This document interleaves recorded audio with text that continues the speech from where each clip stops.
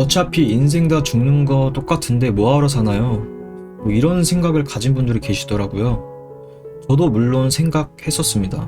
그 결과 행복하게 살아야 된다라는 답이 나왔어요. 논리적인 관점에서 보면 우리 모두 태어나고 싶어서 태어난 게 아니고 정자였을 때 그 치열한 경쟁을 뚫고 남자와의 만남을 기억하고 뭐 이런 분은 없으시잖아요. 우리는 그 번식이라는 인간의 본능으로 낳은 생명이자 결과물이라고 생각해요. 그리고 이런 본능들이 지구 안에서 다양한 생명들로 하여금 발생하고 있죠. 그걸 자연의 섭리, 우주로 나아가 뭐 별의 탄생과 소멸인 거죠. 애초에 우리는 이제 모두 흘러가는 대로 태어난 거고 스스로 이제 삶을 시작한 게 아닌 거죠. 예를 들어 뭐 게임을 할 때 직접 능동적으로 캐릭터를 만들 수가 있잖아요.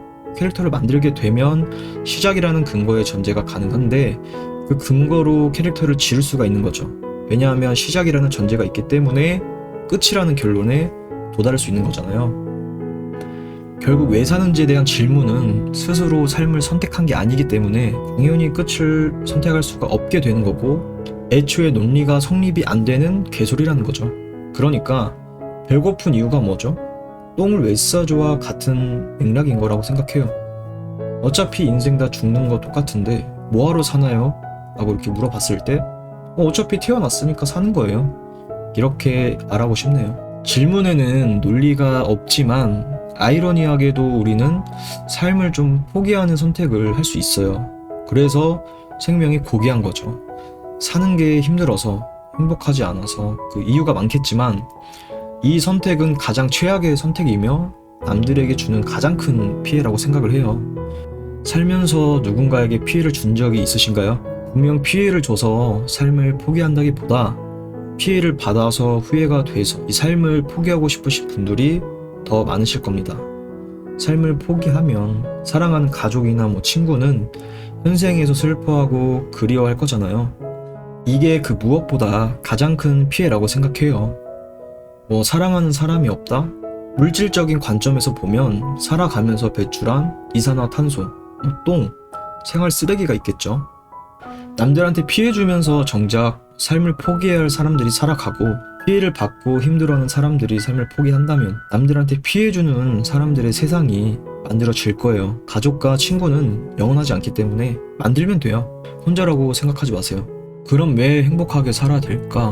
뭐 불행하게 사실 건 아니잖아요. 어차피 인생 사는 거 다 똑같기 때문에 누구나 똑같이 태어나진 거고 똑같이 힘든 상황이라는 게 있어요.